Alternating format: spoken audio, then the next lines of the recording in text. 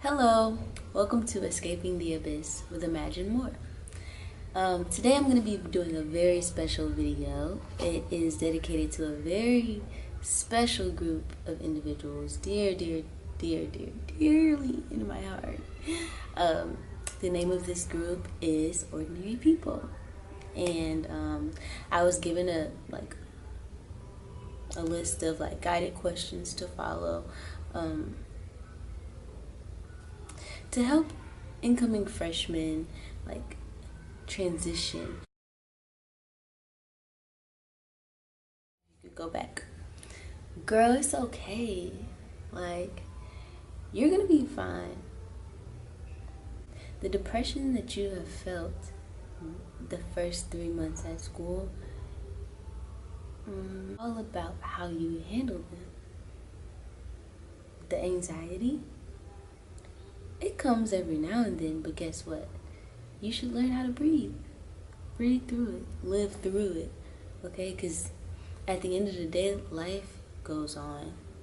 So don't get stuck. Get out of your bed. You will be okay.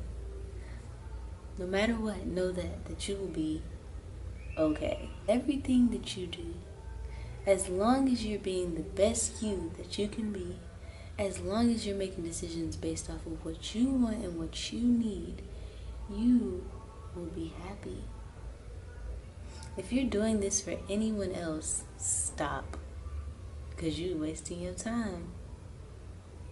Eventually, you'll get tired of running around for everyone. And you'll realize that everyone is, for the most part, watching out for themselves. Now, as empathic as you are, as understanding as you are, as much as you want to do for other people, as much as you want to give yourself to other people, some people don't deserve that. And that's okay. You're not being mean. You're still very sweet, girl. But other than that, keep being you. You know, people may think you're weird because you Dougie in random places, but guess what? You like to. So keep doing that, okay? Keep dancing, because it makes you happy. No one can take your dance moves away from you, okay? They might try to take a lot of things, but them dance moves, girl, they ain't going nowhere. Because guess what? I could still bust a move. Spread love. Spread love in all that you do, and guess what? You will receive it in greater ways. I think that'll be all I tell myself. Activism is love put into action. It could never look like one thing. Activism is probably one of the most multi-dimensional words that there could be. And I think that believing that there is one way to perform activism is where people get stuck. Either feeling like they're not doing enough or judging others because they feel like they're not doing enough. But in reality, they may just be doing something different from you. I had to learn that the hard way because I got so frustrated. And I'm sure a lot of the Ordinary People members can attest to this, but at the beginning it seemed like protesting was the answer. I'm not saying that protesting is the answers. Please don't think that's for what I'm saying, because that's not what I'm saying. I'm saying that protesting wasn't my answer. And I was doing this protesting, and every day when I would come home from it, I didn't do this every day, but whenever I did, I would come home drained and upset and hurt and not understanding why I couldn't see, instant answers, instant solutions. I was really frustrated, and I began to look at what really interests me. What is it that I really love? What is it that I do that I have no problem doing, and it doesn't drain me, and I do it with love, and it could really benefit people. So yeah, I started to think about that.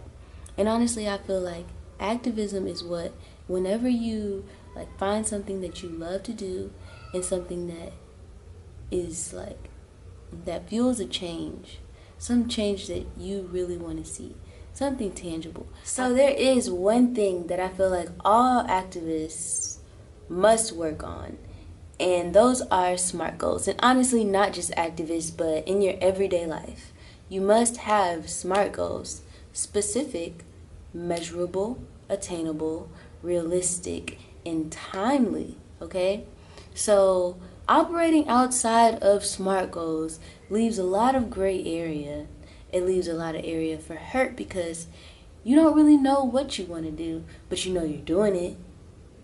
That's not enough. You got to know what you want to do. You got to know why you want to do it. You got to know that the work that you're doing is headed in the direction of getting it done.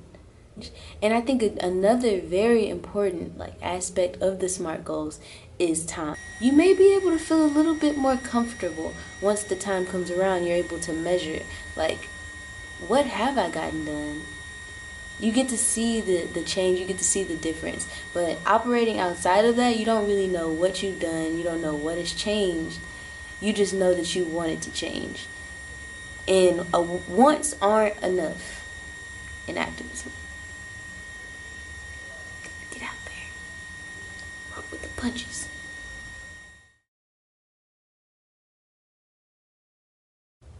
I'd say number one has to be meditation. I say meditation because it's come to be an age where most of the time we're distracted and we don't really pay attention to our surroundings, but all in all, we don't pay attention to ourselves. We don't pay attention to what we may want because we're too busy looking at other stuff.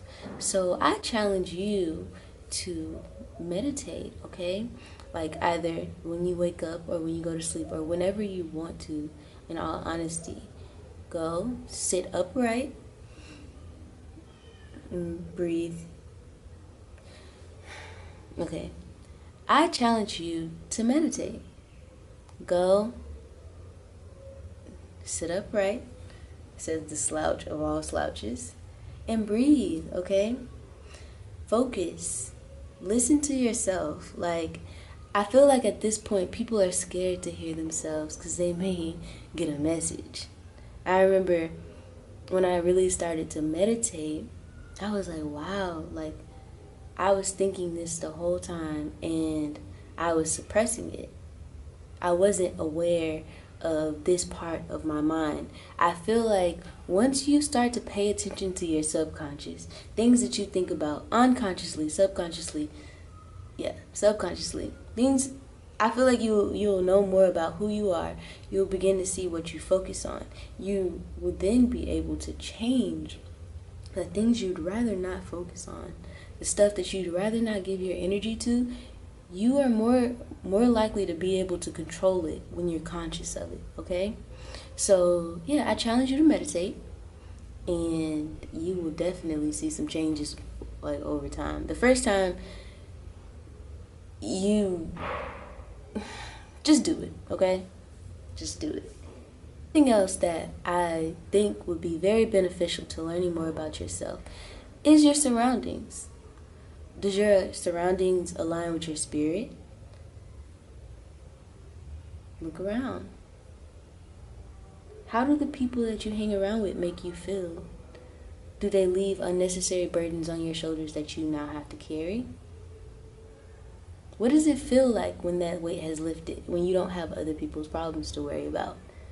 Oh, you're lighter. You feel better. You see yourself without other people's projections onto you. You're you. So yeah, I feel like that's about. Oh, another thing. What is it that you do without a second thought? Things that you just jump to do. Things that people don't have to ask you twice to do. What is it that you do without a second thought? I feel like that will also help you figure out what it is, who you are. Because you will find out doing the things that you love. So yeah, that sums up my guided questions. I hope that helped. I don't really have a lot of storage, so I couldn't really go in depth. And besides, I'm sure y'all don't want to hear me babble a long time anyways. I just want to give another shout out to ordinary people, because they are a representation of having surroundings that align with my spirit, okay? They are very beautiful people. They will guide you only the best direction. Only towards the light. Like, they are wonderful. All of them. Give them hugs for me. Maybe a kiss or two. I don't know. I love y'all. Thanks for having me.